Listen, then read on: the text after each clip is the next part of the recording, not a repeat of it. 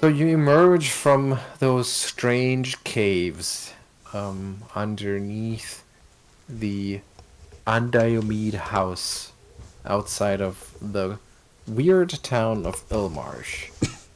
The tunnel that you emerged from has snaked its way all the way back from the complex cave system under the decrepit mansion to the outskirts of Ilmarsh itself. Uh, your friends Emaírel and Arronax still have to be pulled most of the way. Their endless ennui is starting to go on your nerves as you have to drag them along. They continuously mumbling stuff like, "What's the point? Might as well just stay back there and wait for it all to blow by."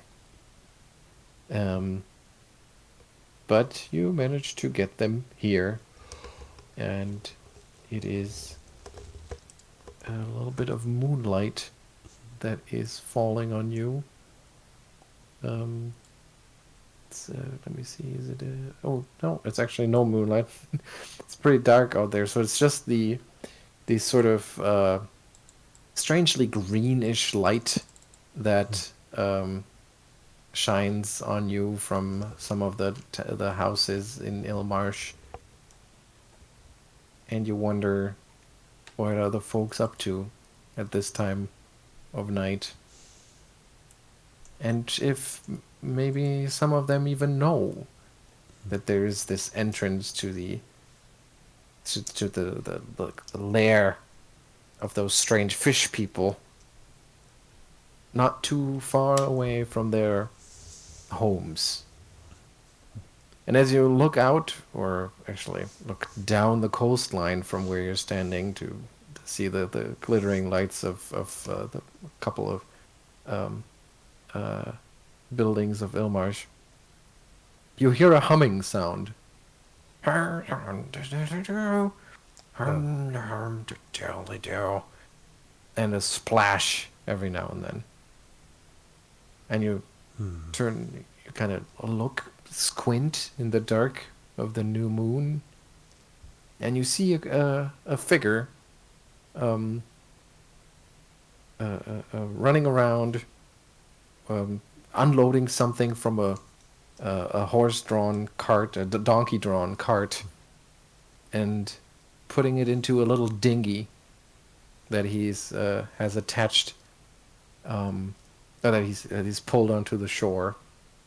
oh, great. It, May- maybe this time the sea will finally claim him. yeah, exactly. You see that it's your old friend Horace Croon, apparently readying himself for a midnight boat trip. Has a little lantern in his boat, and he lights it up, and as it flickers to light, you see his face. And given that you've mostly been dealing with utterly insane people for the last couple of hours, he almost seems normal. Mm. Gotta bring this There. What was that? What are you loading up there? Who said that? Casually. Who said that? Casually. He says, and he picks up the lantern and shines it in your direction, and says, "Oh, it's you again. You spooked me a little bit here, young man. Well, Uh, if you must ask, I tend to continue my research." Research. That almost got you killed last time. You sure you're up for more of that? Well. They have to expect some setbacks. No breakthroughs have ever been achieved without a few minor mishaps along the way. And this time, I'm not gonna rely on those rubes from the town. He says, and he kind of gestures towards Ilmarsh. I'm just gonna have to figure it out by myself. I guess. At least I know I can trust myself. Have you been observing anything unusual as of late? The water's been behaving strangely, or the birds flying in unusual patterns, or I don't know, however metrics you use to measure this strangeness. Ornithology is one of the few disciplines that I'm not particularly interested in at this point in time. Just a figure of speech. I don't really care about birds. Yeah, I except see. that one. Well, speaking of which, what are you doing out here? Do I see your friends back there behind you? And he shines the light past Geier, and I'm assuming that the others are. Put the light standing down there. on old man, you'll wake the baby up. You brought a baby out of this in this hour? Oh, it's so the hour is late and the story is long.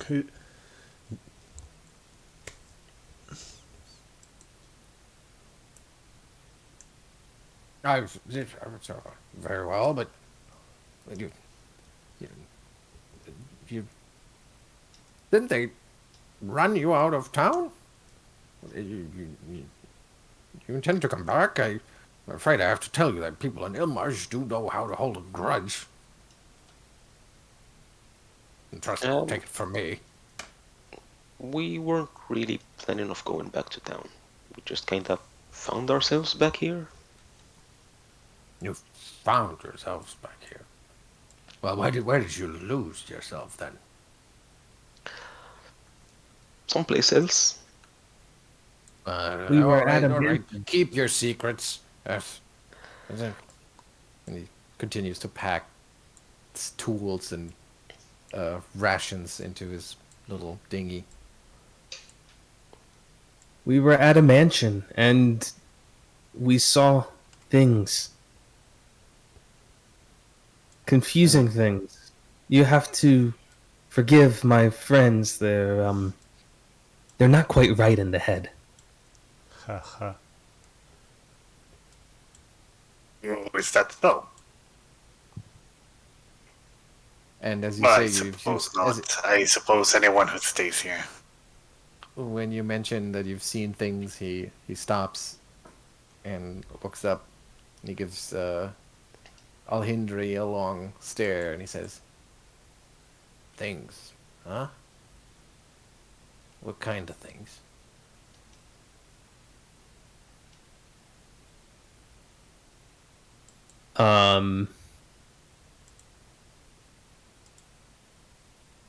Scribe, really? I think it's the kind of thing that'll drive someone mad.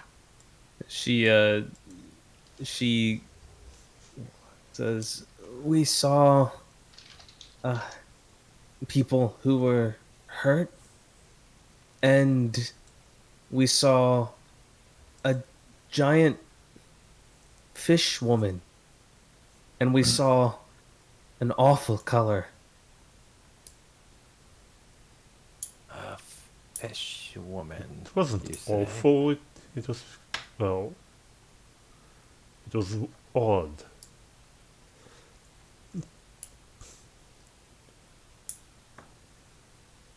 A fish woman, you say? Oh yeah, there was those caves are filled with those. There were also a giant fish woman in there. Look. Her temperament was very cross.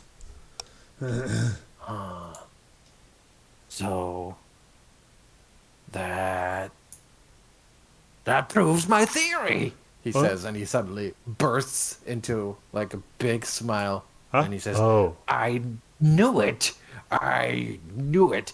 I knew that those weird people in that god's forsaken town struck some kind of bargain with the scum. I knew it. Oh yeah, that's probably the case. Yes. Congratulations, Professor. You were right. In fact, I think I can connect you with some people in Lippstadt University. You can have your paper published. Oh, I certainly will. I certainly will. But one thing is surprising to me because I suspected the scum to be out there. He says, and he points across the dark lake. Um, it's so dark that you can't even see where he's pointing, but you'll remember that the turn rocks out there, that rock formation. Um, that kind of sticks out like a sore thumb. And he says, Mhm. I always suspected the scum to be somewhere out there, either lingering at the foot of the turn rocks, or using it as some sort of gateway to their actual home, because all of the local myths surrounding it, and the fact that they leave their prisoners out there as a sort of strange sacrifice is all pointed to the rocks. So little confusing that they would live in the caves so close.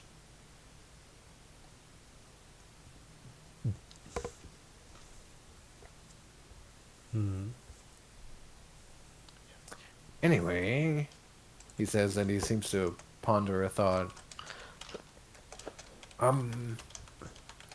Maybe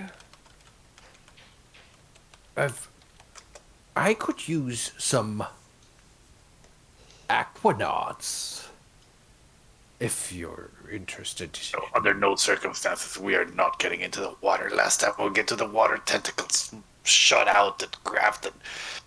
I mean, I don't- felt them in my soul. yeah, I Don't can. worry, I'm not asking you to go into the water. I am asking you to try out my newest invention. I mean, I can go away if I need. Well, I will need to stay here for a moment to take care of things. We shouldn't have left to begin with. It is too important.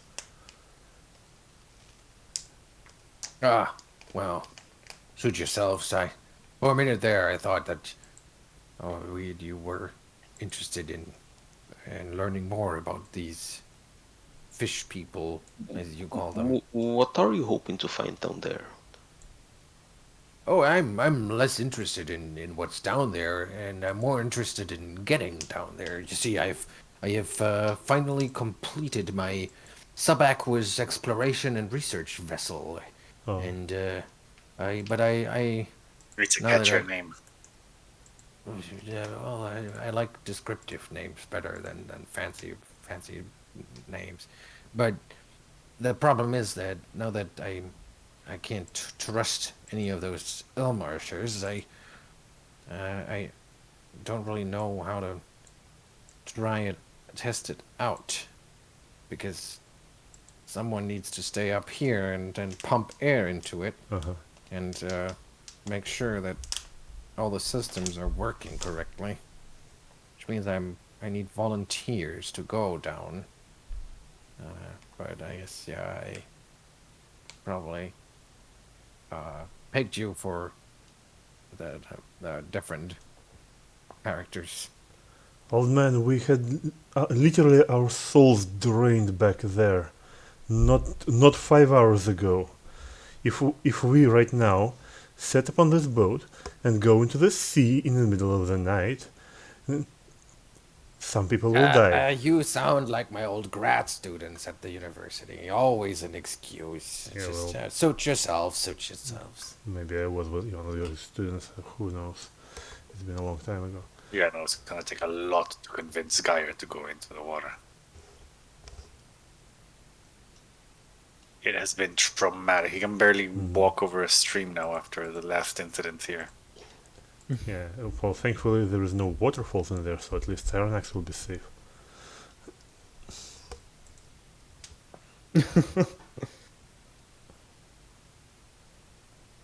Well, if you're not gonna help me, then at least please don't stand in my way. How about He if says, we find some volunteers for you?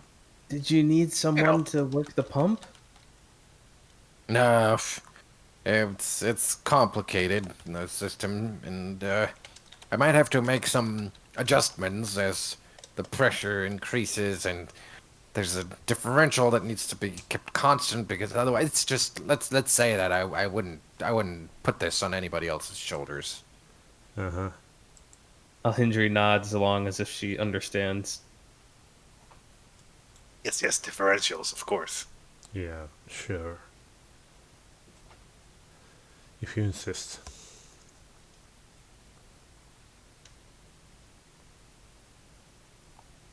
Do you have to do it today? I guess I could push it for another day or so, but I'm just, I just, you don't you know what the itch of inspiration, the need to try out a theory. It's just, you wouldn't know, and but I guess we could start tomorrow if you have to.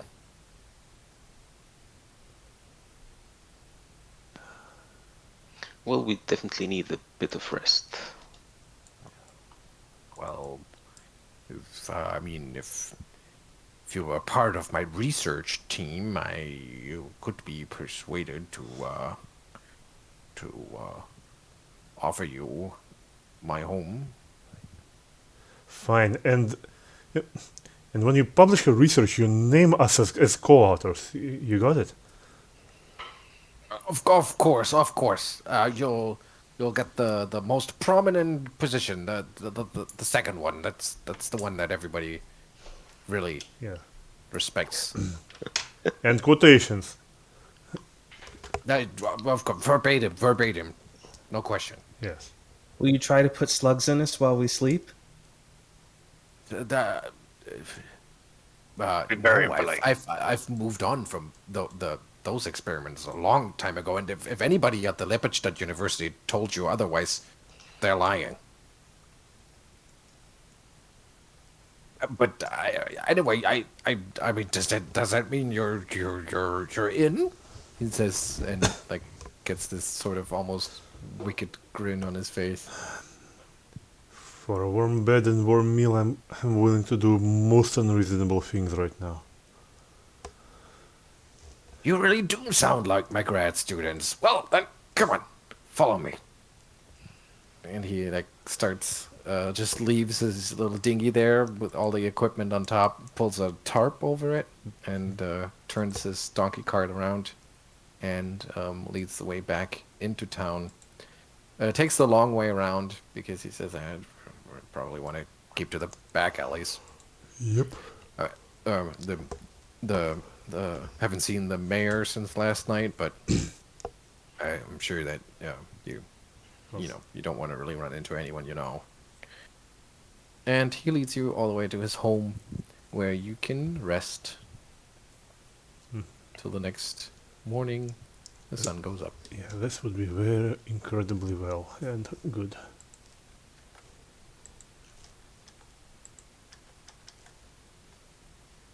Okay, anything you want to do before you go to rest?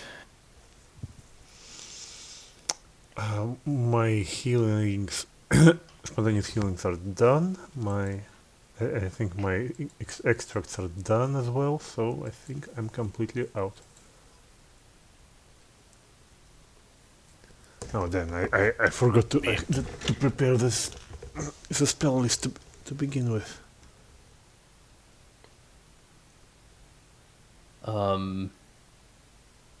Yeah, yikes. Let's see. Is there anything I can do? I gotta stop thinking like this is 5th edition of D&D and start thinking like this is 1st edition of Pathfinder. Do I have any spell slots left to heal up my Eidolon? Is my Eidolon even hurt? No, apparently not.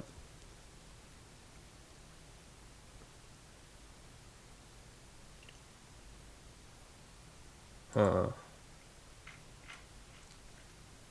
I'm hardly even hurt. Why were we so scared? I think it was Why mostly were we that so scared? Are you kidding me? yeah, we were mostly out of spells. Yeah, I suppose that's true. I do have almost no slots. Alhindri will heal herself up a little bit using infernal healing.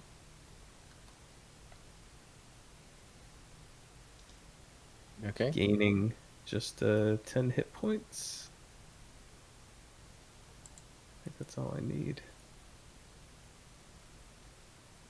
I don't think there's anything else I need to do, though.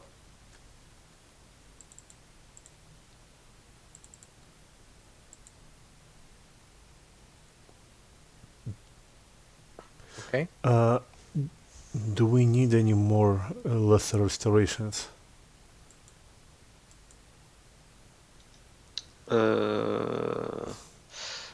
Do you have like one available as a slot? No, we have used them all before to cure our damages. Last day, that was, well, 5 months ago, I used all my second level slots for five restorations. So I'm wondering if we need any more. Oh, yeah, I am not feeling quite myself, and I feel frailer than normal. Mm. I see. Well, for that matter, so do I. Yet, something tells me that my elixirs would be not particularly effective against this kind of drainage. I will prepare two restorations then. Actually, Character sheet's updated, right? Mhm. Because now everything's a bit screwy with my spells. My ability score is too low to cast spells of 3rd level or higher. I don't think your sheet on here ever was really set up No, correctly. yeah, it was always a bit buggy, but I think now the bugs caught up with me. Hmm.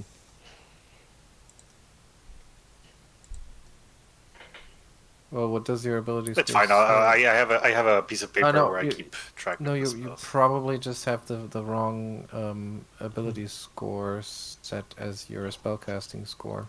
Let me check. Because your ability score is fine.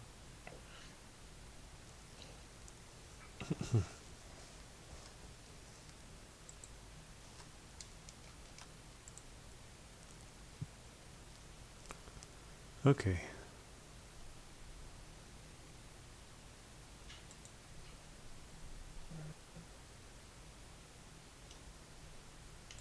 Ah, yeah. I'm gonna change it to charisma.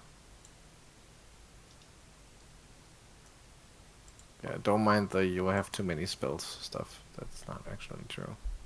No, I can't track my eye.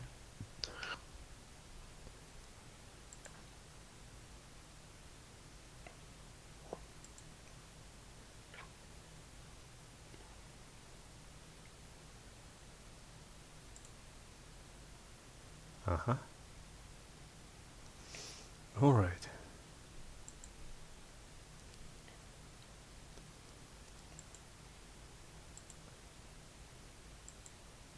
Anything else before the rest? No. Okay. Well, you all go to bed feeling pretty horrible. Not just physically, but also mentally. You've seen and experienced a lot of terrifying things today. But you also feel sort of feverish and exhausted. Mm-hmm. And you go to bed hoping that a good night's sleep will wash it all away. But you wake up the next morning with a fortitude save. Ah, Thank you. All of Everyone, us? yeah, everyone. that's before applying the rest or after? Kind of during, so you can't use any ability on it if that's what you're asking. I was asking more about uh, ability damage that would be healed by That rest. wouldn't have been healed yet. No. Okay. Pum, pum, pum, pum, pum.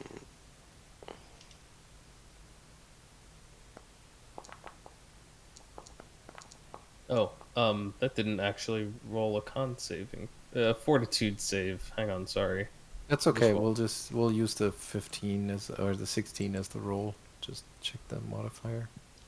The modifier's +7. Okay. Okay. Emaṛel rolled a 6. Fantastic.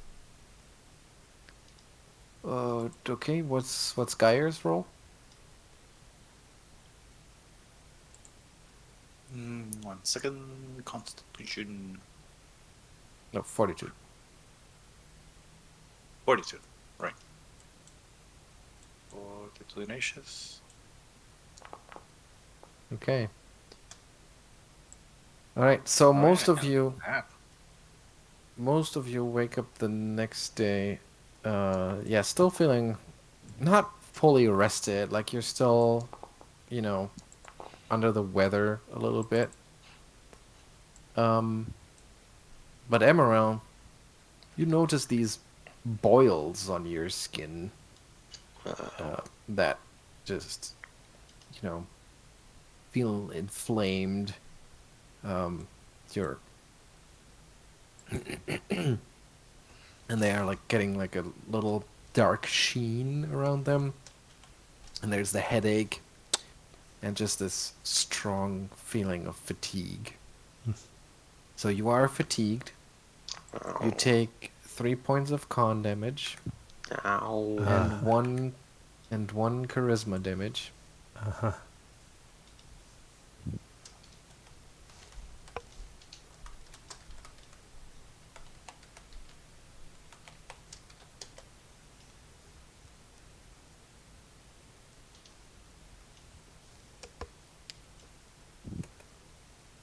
I'm just gonna make a note that who saved and who didn't.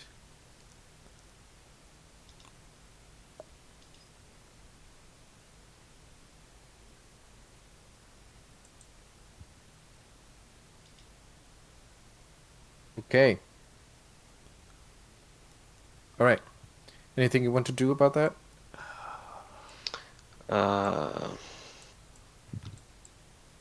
Did he get a night's rest at least? Yes. Okay.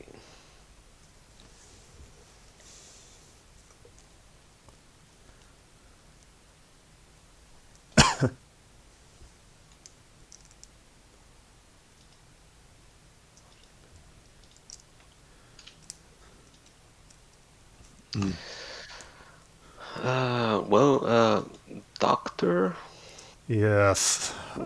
do you think these are?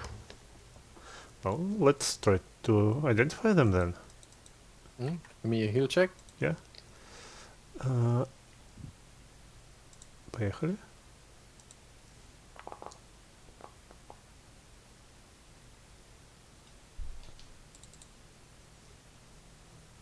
$25. Well, you certainly know this disease. It's ravaged parts of Golarion quite extensively and has earned the nickname Black Death or the Daemon's Touch.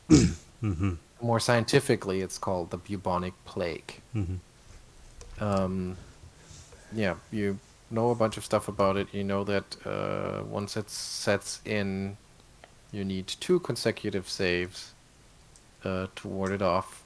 You know that it does 1d4 con damage, 1 charisma damage, and that the patient is fatigued until all of his constitution damage is healed. I see. So I'm Arronax will relegate this to Emaṛel in rather well, let's just say dry manner, because Arronax himself is also constitution drained, so his complexion is also very pallid and doesn't particularly better looking than Emaṛel himself at the moment. But So the way that Emaírel, that Arronax is going to explain it is probably going to be something like, well, this is not technically a boil. What it is that it's a lymph node that has swollen, and you see here on your neck and your underarm and your inner thigh areas, and those black spots. Don't worry about it. It's not like you caught anything here. That is just blood right under the skin. You're bleeding into your body, which will eventually kill you. Yeah. But you're still a few days out. yeah, so yeah, I will administer you this extract then. I mean, I will give him one less restoration point. Will that remove his fatigue? If you clear all of his constitution damage, it will remove his fatigue. Because I mean, it both cures temporary damage and specifically removes fatigue as well. So that's why I'm asking. Well, but in this case, I think the Yeah. specific rule is that only once your constitution damage is healed, you're no longer All fatigued. right. All right. So take this. It will alleviate the symptoms. I did not put in the roll lens. Okay. Or You know what would also alleviate his symptoms? Cocaine. oh, look at that! It did. Nice. Almost. He is still a little bit pale looking. Yeah, but well, don't be too optimistic because at this point we'll have to get help from a very powerful magic. So there's some things that are beyond my current well, alchemical power. Now, if you excuse me, I need to administer. I still have a potion of remove disease. Would that not be enough? Oh yeah, you should Oh, drink that remove- immediately. Yeah.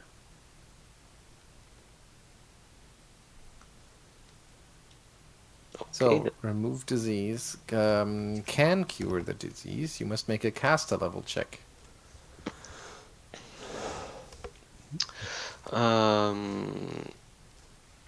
A caster level check, you say? Well, in that case, let me just dig into. If it's a my potion, caster. if it's just a regular potion, it'll be caster level 5. Well, in that case, I'm going to be using the scroll of remove disease, which is caster level 12. Oh wow. Okay. Okay. So you're gonna have to roll a 2, nope, a 5 or higher. Don't jinx it.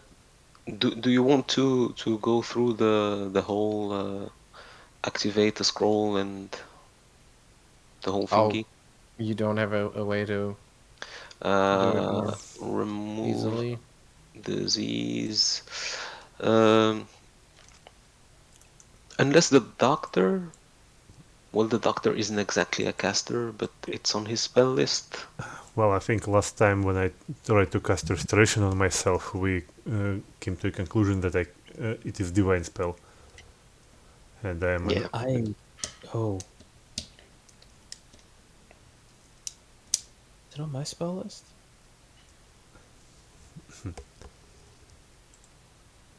No, I have. well. I have restore. I have restore Eidolon. Don't worry, Emaírel. If you die, then I'll just bring you back. As an undead. Oh, All good. I have. It- I essentially have it. I just only have it for my Eidolon. That'll help, right? Sure. Just okay. And if you're undead, I can repair undead. So you know. Gardas, what was that about? Because it's on your spell list. Why would you not be able to cast it or to activate it? I think we had come to the conclusion that spells are usually their default type. So like cure scrolls would be divine scrolls, Right. So this And this the would doctor definitely is- be. Yeah. and the doctor is an arcane caster, so it's not the right Oh, type of. Oh, okay. I see. Yep, that does kind of make sense.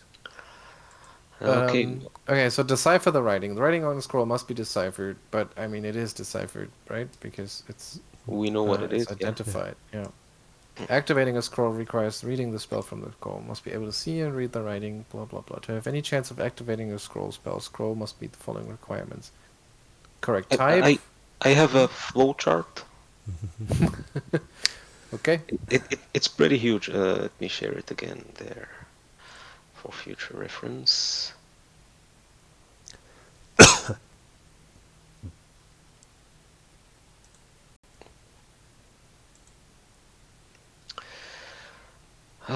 So, spell on your class list. No. Make UMD check with a DC of 20 plus scrolls caster level. So, UMD. Come on. Roll well.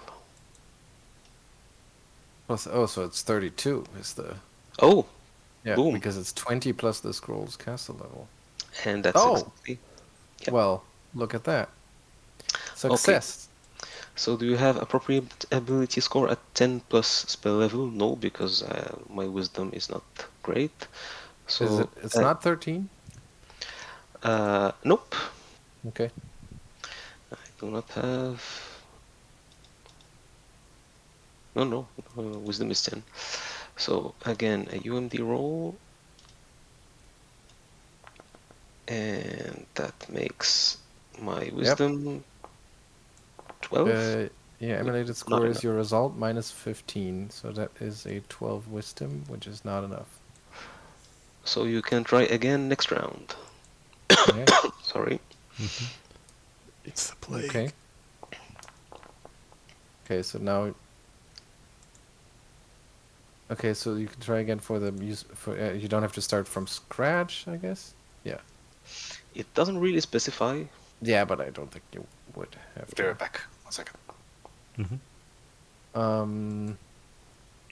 Yeah, there you go. Finally. Okay, so caster level higher than the caster level of the scroll? No. So caster level check. DC of scrolls caster level +1, so DC is 13, right? Okay, that's not too bad. Okay. I can't fail that because my bonus is 19. Okay. Great. So success. Finally, and now I get to make the caster level check. Actual Right. caster level check. Which is with the scrolls +12. Is that how that works? I would imagine Do because you use? I don't think you use your own caster level when you use a scroll. you know that's what I did. I used the scrolls caster level. Oh, +5 then. Isn't it +12? No. This is a +12 scroll. Oh, At right. least- Yeah, sorry. I got confused here. Okay, no, totally true. We agree. Okay, 28 is enough. So you remove the disease, but that does not remove the effects of the disease that have already taken hold. Okay. So So you that's don't immediately feel better, but you would still know that it worked. but that basically leaves him only with charisma damage, right? Charisma damage, and still 1 point of constitution damage. So still fatigued. But it dealt you 3 points of constitution damage, and I healed you 3 points of constitution damage. I had 1 point. I had 2 points actually lingering from before. One got healed through the night, so I'm still left with 1 point of. But Unless you're saying we healed the points from the disease. From the disease, yes. I mean, yeah. I mean, you are fatigued from the disease, and from the drain, you just feel like shit. By the way, Okay, Yeah. I guess that makes sense. Yeah. Oh, actually, you would get a fortitude save against the fatigue effect in addition to the regular fortitude save. So let's try that first. Okay.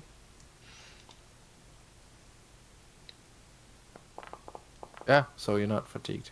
well, that's Right. good. But I agree. I guess the intention would be that the constitution damage from the disease needs to be healed for the fatigue to go away, not from all sources.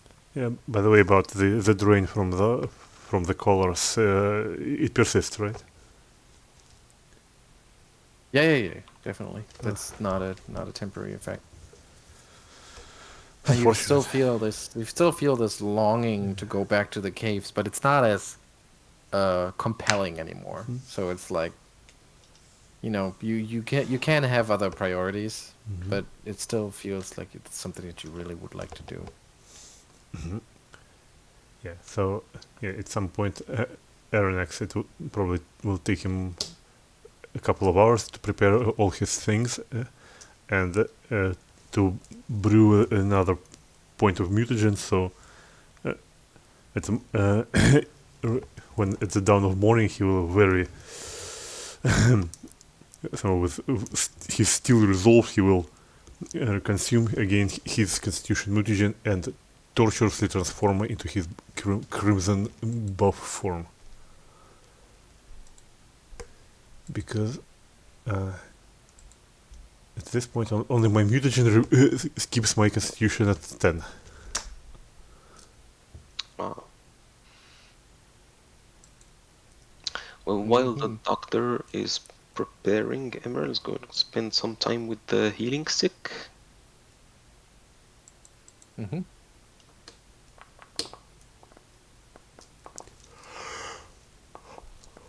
Well, those are not good rolls.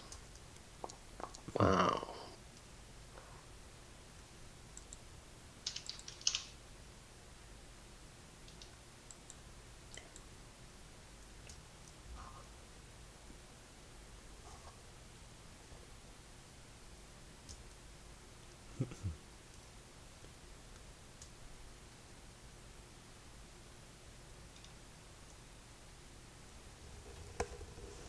Okay.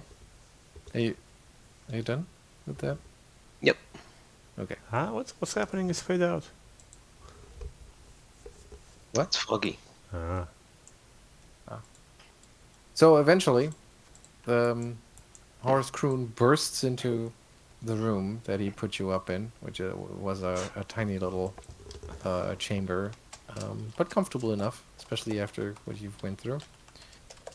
And he bursts through the door and he says, "Good news for you. I have everything already prepared, and we can set off immediately.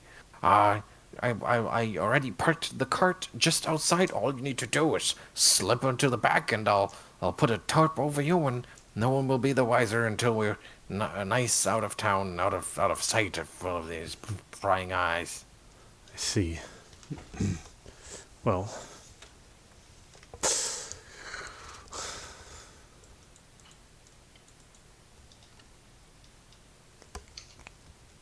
So, Well, let's go then. yeah. What can possibly go? all right. Indeed. Okay, so he loads you onto his cart and covers you, hides you as he said he would, and then you make your way out of town, pretty much all the way to where you first met him, that little pier out in the middle of nowhere. The K, what was it? K, I think was how it was pronounced. Mm-hmm.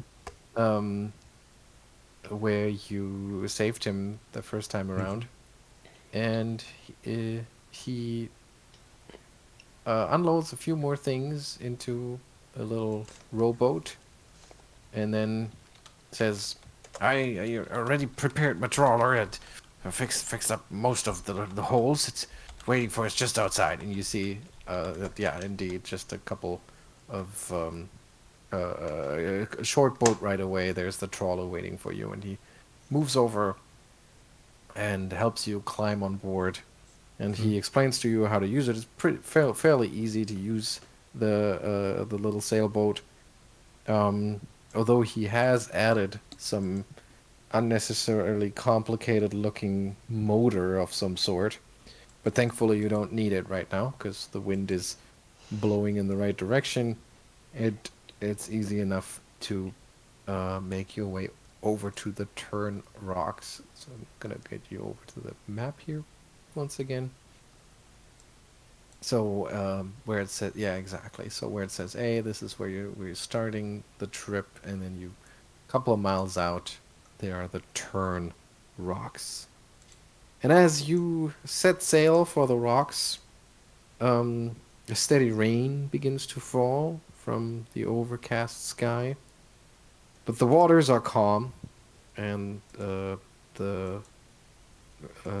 trawler sails the 5 miles to the turn rocks with just minimal assistance required from you. Only perception checks at this point, as you kind of stare out over the fairly calm sea.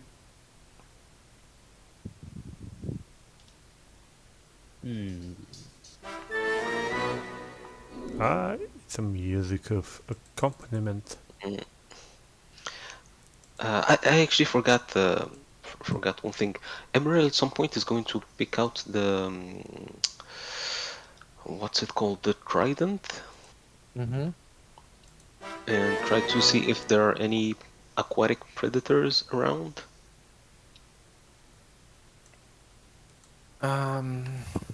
What was the description again exactly? Trident of warning. I'll paste it in the chat. No, yeah, I found it.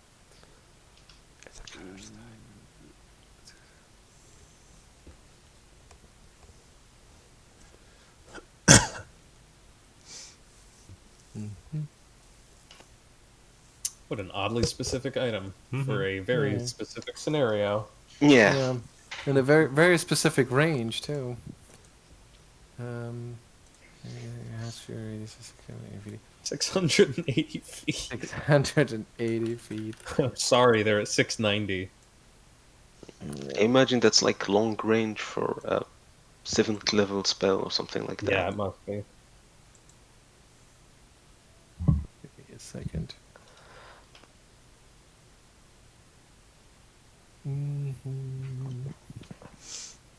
We are a very perceptive bunch this day. Yeah.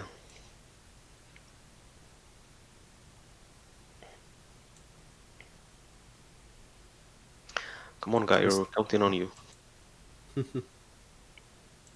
Is Alhindri back? Because he said he was gonna step out for a minute. Ah. Say he came.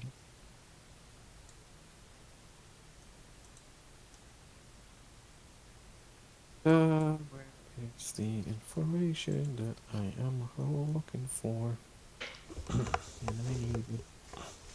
I'll be right back then also. Ah, there it is. Okay.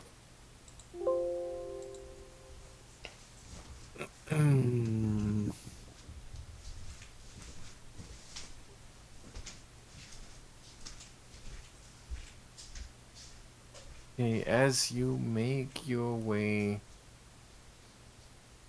across the lake and you scan for predators, you do sense a couple of predatory sea animals that, you're not really too scared of them. There's some crab-like creatures, reef claws is what they're called, that don't pose a threat to you. There's some devilfish, which are these sort of octopoid creatures, but they're nowhere as terrifying as that giant octopus that you had been fighting, and there's no sign of that sort of predator around. Okay. Oh, yeah, there's definitely life in the water, but nothing seems dangerous to you. Okay, so yeah, the perception checks. I see Arronax, Alhindri, Emaírel, and I guess Geier is still out. So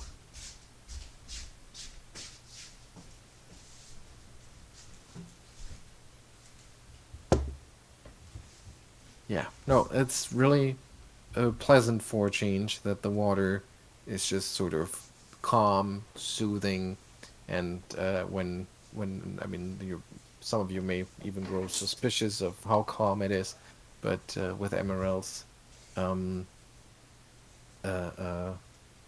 what's it called? Not consolation, but confirmation that there's nothing really to worry about in the water right now. You're kind of enjoying the trip, actually. As the turn rocks near, Horace maneuvers the icing lass, as the boat is called, near a spot where you see some shackles affixed to the rock. And he explains to you that this is where condemned criminals are left to die after their sentence. And you notice that there actually still is a body that is shackled to the rocks, although it is long dead. And as Horace kind of unceremoniously rips his hands out of the shackles and then uses the shackles to moor the boat, the torso of the man just sort of bobs in the water for a little bit and then sinks below. And you notice that the portion of his body that had been below the waterline had been already missing. So torn away, nibbled off, whatever. And now the rest is going to sink down. And the tiny crabs that are already feeding on him are going to enjoy their meal. While he does this grisly work, he doesn't seem too fazed by it, and he's just too excited to tell you about his invention, and explains all of it to you. And he goes on about a lot of like technobabble about how difficult it was to find the right sort of metal that will be able to bend in the right way, but also hold the pressure, and blah blah blah blah. And then finally, once the boat is moored, he steps over to a section of the boat where he has put this big tarp over something sort of spherical looking, and he pulls it off in a sort of ta-da motion, and you see this thing that is underneath that looks something like this. Oh, it's a fish. It's not quite a fish, although that was the inspiration of it, but it is a subaqueous exploration vessel, and it so it's as you can see, is about 8 feet in diameter. It is made of riveted iron plates that are reinforced with brass fittings, which was a very important part of very hard lesson I learned. Anyway, you can see there's also a 3 feet diameter circular window on each side, which I guess kind of makes it look like fish eyes. I can tell why you would make that connection. I couldn't make them any bigger because they would burst once you get to a certain depth. But anyway, so you have these windows, and then inside you see that there's actually another shell, or another bell-shaped chamber, I should say, which is made of solid iron. And there's this here, he says, and he pulls on the thick canvas air hose. Says this is a double layer, sealed with a personal invention of mine. It's a mixture of whale oil and alchemical reagents. That make it very well suited for the task. And this is what I'm going to use to connect here to this air pump, he says, and there's this crank-operated device next to him. And that will keep you alive. So I'll be right here cranking this, and everything will go according to plan, I'm sure. So you just slide in here, he says, and he points at the 3-foot diameter opening in the center of the floor mouth. And then I'll just push you overboard down this little slide here, and we'll get going. So it is. Excuse me, why isn't it you getting into the big brass fish? Somebody has to handle the crank. It's a very I complicated believe I can crank. crank well enough. I can. No, you're. Sure. There's more to it. I guess it looks easy, but it only. It's really. It's. I think this is the right. These are the right jobs for you and me, and yeah. But don't just worry, don't worry. don't- As long as the craft remains vertical, the air pressure will prevent water from entering and flooding the interior of the bell and kill you all. Because that's how the physics work. I Yes. think. What if it's not vertical? Well, Then as we long do as about it. it's I think it's fine as long as the air pump is being accurately and expertly cranked. I think this will be fine. Of course. Well, he seems sure. will we be able to communicate? Good question. Very good question. Yes, indeed. Well, so, do you see this wire here? There's a very thin wire that runs up along the air hose, and it goes all the way over here.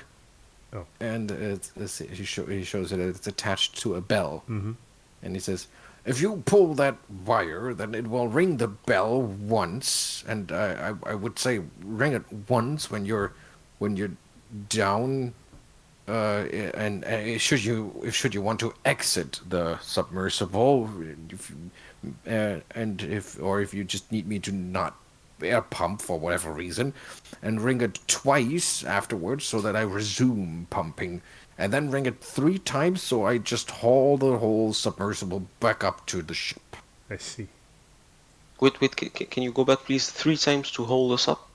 3 to Wait. haul us up, 1 to ask me to stop cranking, and 2 to ask me to resume cranking, 3 to haul you all the way back up. Why would we want you to stop cranking air?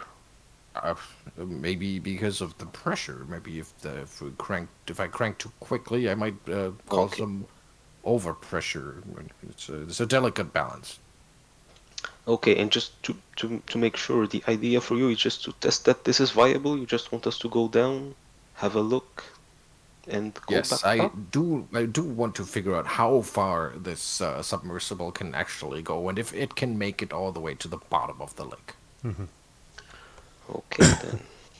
It really should not. By the rate of movement, my estimations about the depth of the lake, I think the whole thing should take maybe 10 minutes to go all the way down to the floor. So, then the air inside for the 4 of you, the air inside should be enough for at least 30 minutes. So we will have plenty of time to spare.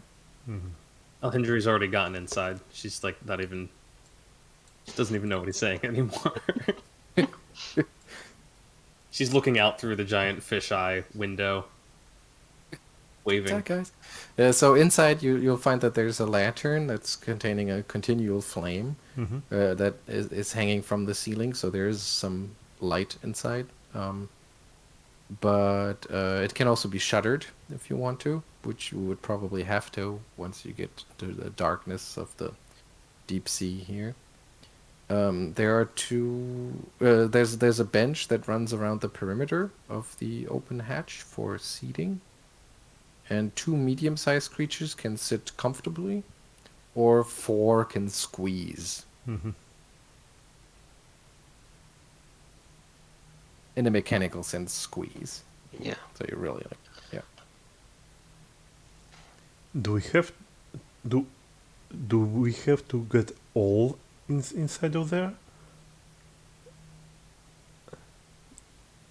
What do you mean? You want to stay behind? I'm not sure it would be very safe for the baby to be in this craft. No, you can leave the baby with me. Yeah, so that's no problem. Yeah. They could stay and look after the baby. It's really just going to be 20 minutes.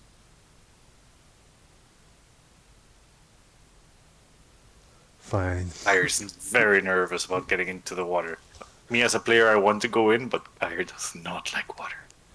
Okay, listen, Geier, Emaírel.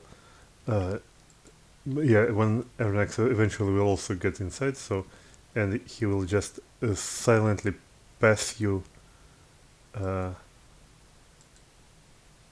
couple of vials. I think that's potions of water breathing that we pilfered from the temple.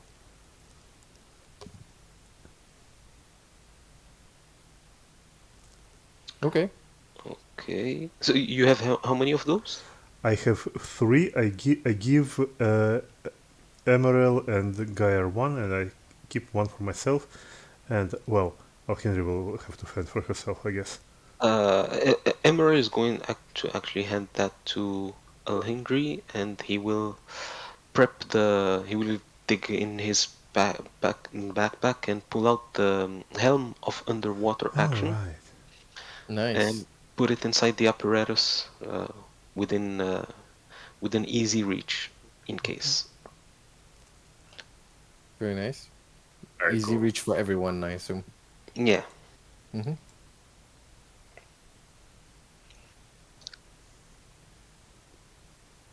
Okay, so are we ready? Yes. Morel will go inside and look to Geier to see what he As does. ready as we're gonna be. Yeah. Okay. He follows So, nervously along. everyone take one of these, he says, and he hands out a waxed and sealed leather scroll tube that, he says, this is not much, but it's enough air for a deep breath. So, if for whatever reason you're running out of the good stuff, you have one more in here. But you're not gonna need it, I'm sure. I mean, what? I think my calculations are all correct, so All what right. could go wrong? Indeed. We trust you completely. Excellent. Everyone, here, get into the metal fish, and we can get started. Yeah, so I guess we go. Already inside. Yeah, I guess we get into the fish. Okay. So you all It's a big squeeze little into. fish. You squeeze into the metal fish, and you're really like rubbing shoulders. You're really wedging yourselves in there. And you look through the window, and you see Horace Kroon just be very busy at work, using various cranks actually to move the submersible off the boat on this sort of boom-like crane that must have been an invention of his too. And then the thing lets go of the submersible and it just goes splash into the water and bobs around a little bit. And so, it takes on quite a lot of water at this point. But then he starts pumping in air. The air pressure rises, pushes the water back out. And then you hear him yell from the boat, "Okay, so I forgot to mention, I can't pump air and lower the submersible at the same time, but it's just gonna be 10 minutes, so just try to breathe slowly. Okay, here we go." And then the thing starts sinking. And it sinks surprisingly quickly. The interior is pretty dark because yes, one of you is always blocking the light from the little lantern. And it's cramped. And soon it grows almost intolerably hot and stuffy. And it just is lowered deeper and deeper. The windows go from light gray to dark gray to almost black as the depths cut off the light from the dull sky above. The metal shell groans and pops from the immense weight of the water pushing from all sides, but it seems to hold together. And as the submersible descends, the dark water below gradually lightens again. until it reveals an amazing and terrifying sight. On the muddy floor of the lake, at the very base of the rocky islands, rests a great dome of dully shining gray metal. Its construction makes Horace Kroon's wondrous invention seem clunky and primitive. Seams run up the dome's sides to its apex, sprinkled with glowing lights, whose dim blue radiance gives the entire scene an otherworldly appearance. And as the four of you, with your cheeks pressed against the window, stare outside and kind of marvel at this scene. All of a sudden, the submersible gets hit by something hard. It just goes clonk, and it swings around in a circle. Luckily, not getting tipped over, just circling back around like a wrecking ball almost. And as it turns, it also rotates, and for a brief moment, you spot a giant creature, tentacled with a gaping maw that's surrounded by thousands upon thousands of sharp little protrusions, almost like teeth. Emaírel, your trident. It's opening up and looking like it's trying to swallow you whole. And that's where we're gonna stop for today. Oh well. Do we have a picture or anything? Yeah, it's all dark. We can see anything. It's all dark. Okay, I see. Well, Can we see the fish again? there you go. Oh, Okay. Jump. You Is jinxed. this, is this anything like the thing we faced in Ilmarsh? You jinxed it, Geier. No, it's a different thing. I mean, you would recognize it as some kind of devilfish. And devilfish are somewhat common in these parts. Like I said, when you notice them, when you scanned for evil predators here, the devilfish didn't really register as something to worry about because they are, to put it in game terms, they are challenge rating 4. Okay. But this one looks different. So, the kind that puts devil in the devilfish? Yeah, I think that's the right way to put it.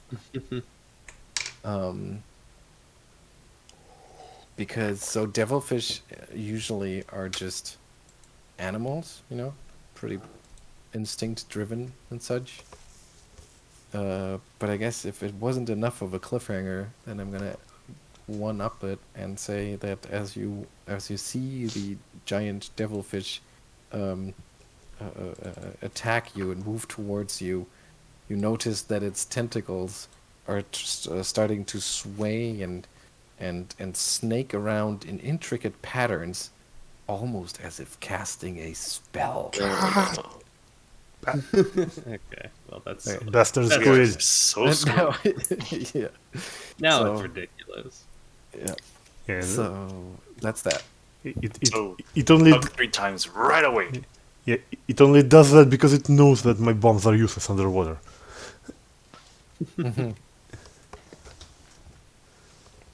Yeah. So I didn't want to start the fight because I think it would just go too Yeah. long, which probably means